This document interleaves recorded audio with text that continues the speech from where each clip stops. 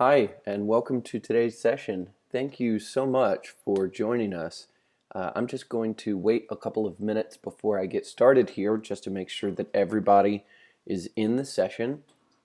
Today we're using Crowdcast as a platform which allows us to broadcast and interact with anybody that has the link. So if you want to share this with some other of your e-commerce colleagues, feel free. My name is Clayton Wood, and today we're going to be going through quite a bit of data about e-commerce and how it relates to website visitors. We are fortunate enough to be in the unique position where we've watched over $1 billion in transaction data and analyzed when that transaction happened and why. And today, what we thought would be a good thing to share is what we learned from it. So if you're an e-commerce store or a marketing manager, or just in general, somebody that wants to have better relationships with customers, then this is for you. There's a chat box on the side. If you want to ask any questions throughout this, feel free. I'll be able to answer the questions here live. And also underneath the live stream, there's a Q&A box and where you can submit a question and people can upvote it. Those are the two areas that you can submit.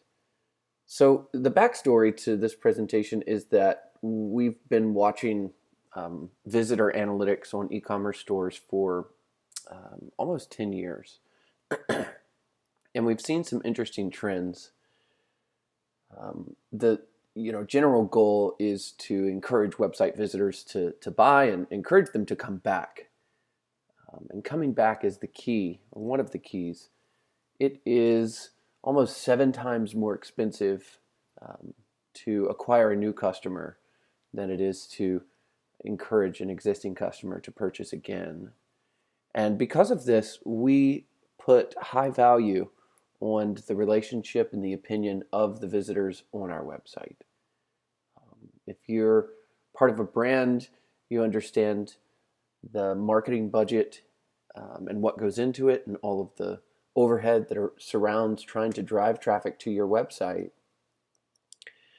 And it's our responsibility as an analytics platform or as marketing managers to keep that traffic there and keep it coming back. So we've seen some very interesting and, to be frank, quite disturbing things that are accepted as the norm today in marketing practice. And that's what we're going to talk about. All of what we've learned over the last decade about what e-commerce stores do to drive their customers away and how to change that. So today we're going to talk about how smart data and respectful communication can convert e-commerce visitors. We'll give you some really interesting examples from the data that we've crunched and from some surveys that we've done. And let's get started. Excuse me. So respect is the key to success.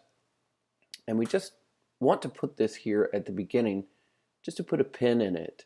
We all have to agree that the customer's time, their decision to walk in the store are all extremely important. And respecting that time is part of getting them to come back. Now, what you'll notice is that in many North American stores, we've noticed there's not much thought, or it doesn't seem to be much thought put into how the communication happens with the customer. It just seems to be a lot of large scale, let's give it a shot, send everybody an email and see who responds.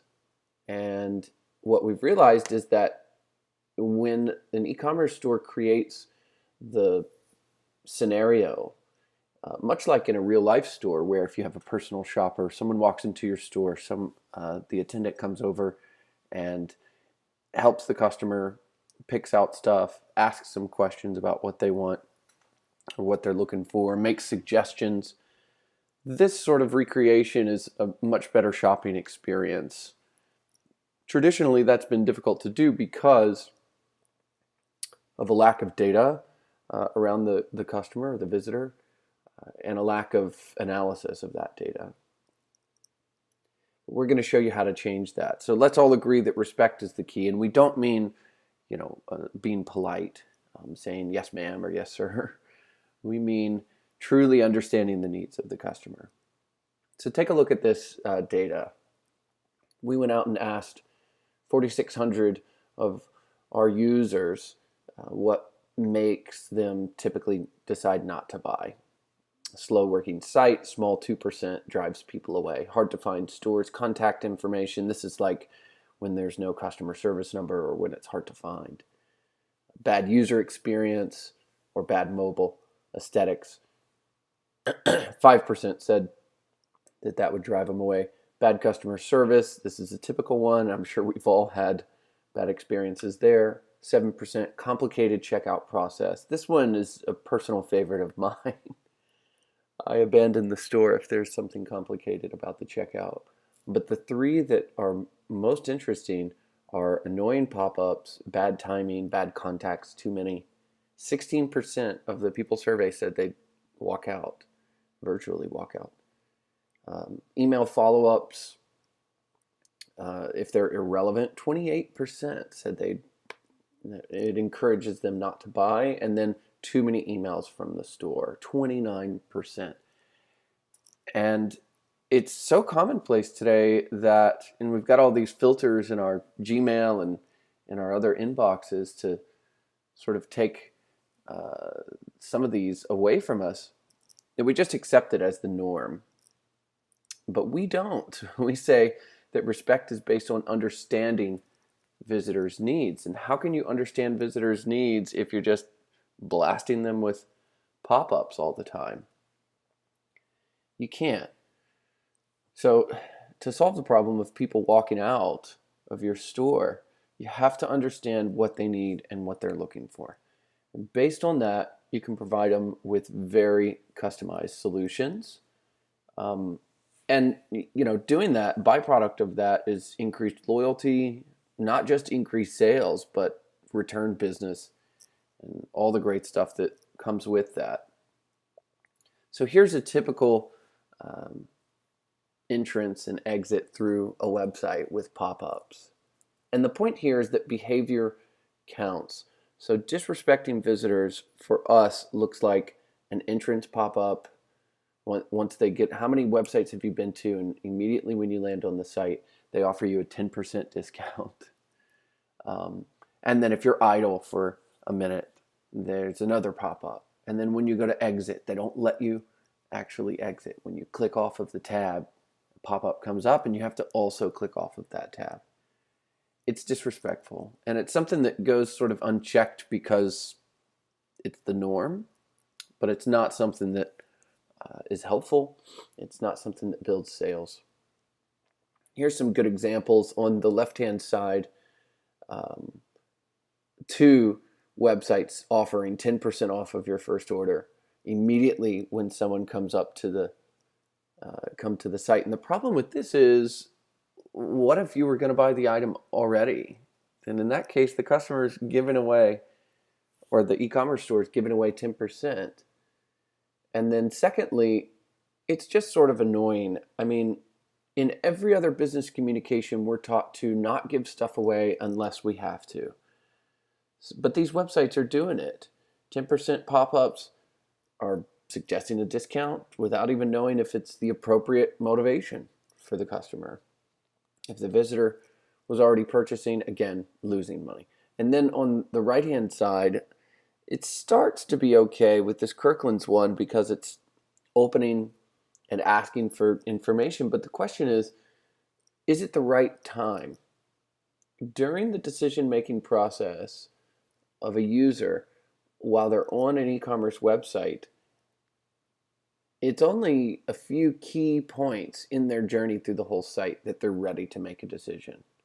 And the question is, can you know when those times are, so that you serve this pop-up in the most appropriate time? Yes, you can.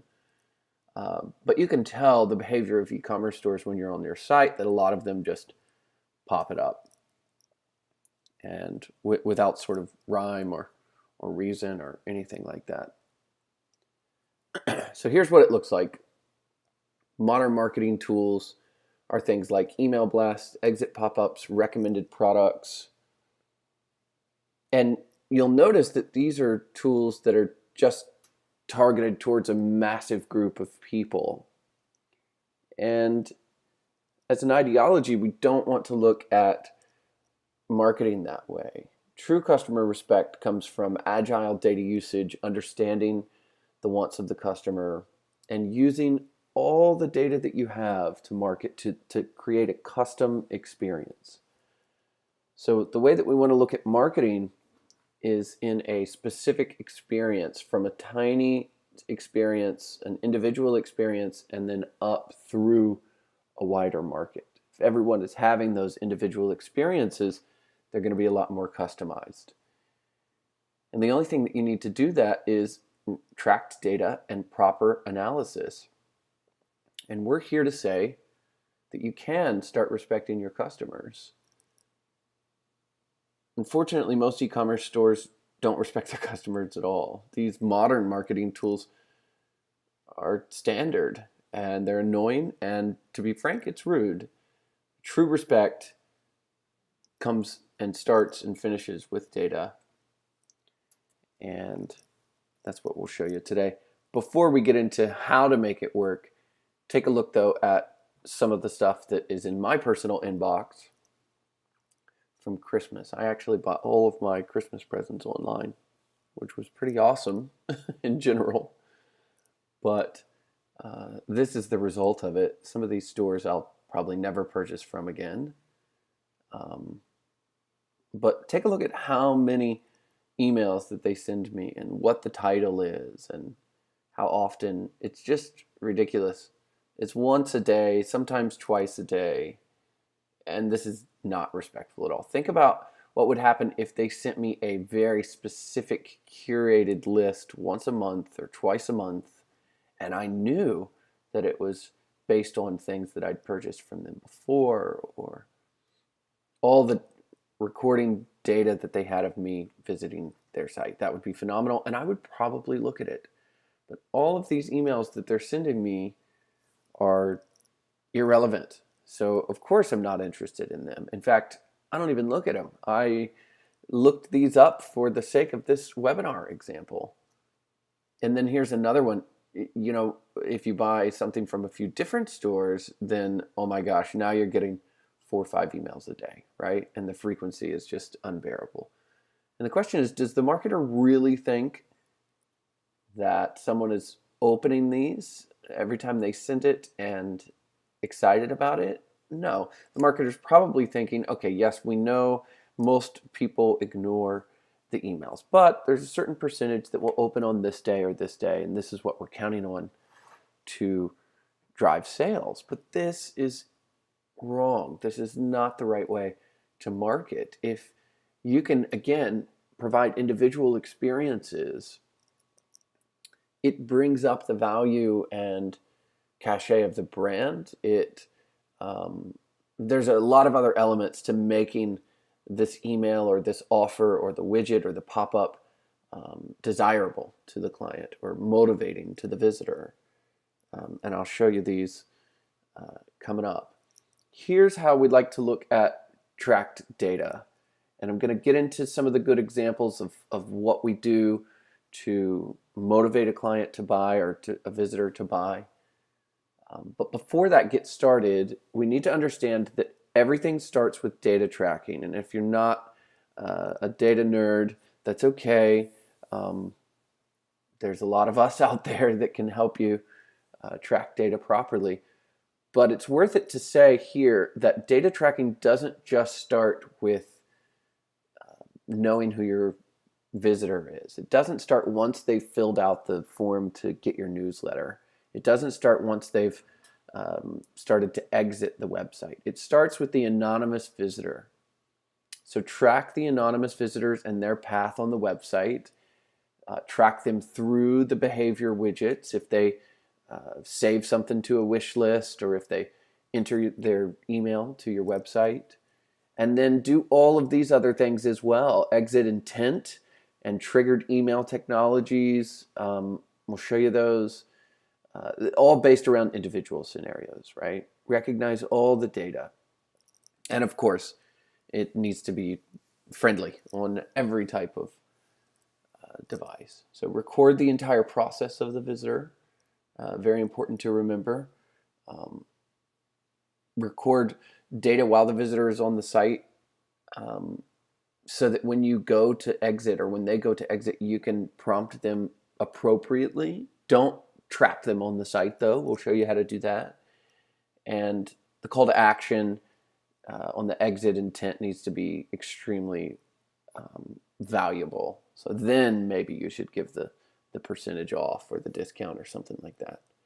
And I'll just pause here to say that anybody that's new on this session, welcome. If you've got questions, you can put them in the Q&A section below the live stream or in the chat. Either one is fine. And we'll be going and just doing a very quick sort of example at the end of how we do this. But let's take a look at the results of good visitor tracking. This is really interesting. So this is an email that we send.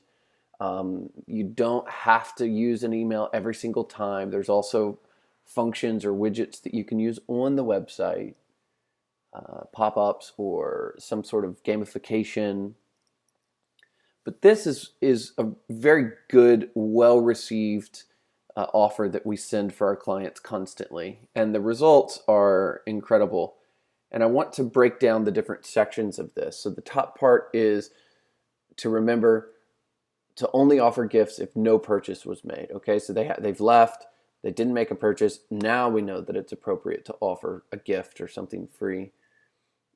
There's a countdown timer. This motivates the user to act fast.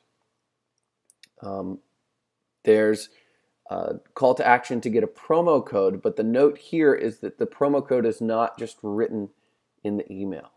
The visitor has to actually click on this to collect the promo code. And guess where this leads you? Back to the site. All right. Obviously, good data tracking will allow you to show exactly what the products were that the visitor was looking at. You always want to include those. And then call to actions. We can't say enough about how important these are. You guys probably know this, but it's worth reminding. And here's where in the funnel specifically the conversion starts to increase. So the top of the funnel is all the site visitors, all the people that we're going to convert in the first level of conversion, these sort of emotionally triggered buyers. They start increasing, and this is across those 4,800 people that we analyzed in our customer base. They started increasing by 60%. That next level of conversions, the people that are a little bit more tough to convert, increased by 40%. Sales in general, on average, increased by 30%. And then, of course, this bolsters repeating business. So 20% lift of returning customers when you're practicing these type of good marketing practices. All right, so you can tell that we're fans of Lord of the Rings. We call our one tool to rule them all. But it's worth noting that all of these areas are the pain points that we've seen and where we want to change the behavior. So exit pop-ups with no purchase, exit with no purchase, and it's not a pop-up. It's a exit intent widget. I'll show it to you. Non-active clients, abandoned shopping cart, widget-based, and site customized. These are all the things that we focus on because those are the points where people can be motivated to change their mind. And if you'll start at the bottom of this, these are the different areas that we just showed. So a smart offer would be an email after someone has left without purchasing with some suggested items that they looked at on the site or related items, truly related items. When we send this email, we just took this customer data from one of our clients last week, and we track all of this in the platform. But we sent over 3,500 emails, 77% of those were opened. What an amazing open rate. And even better, 77.8% clicked.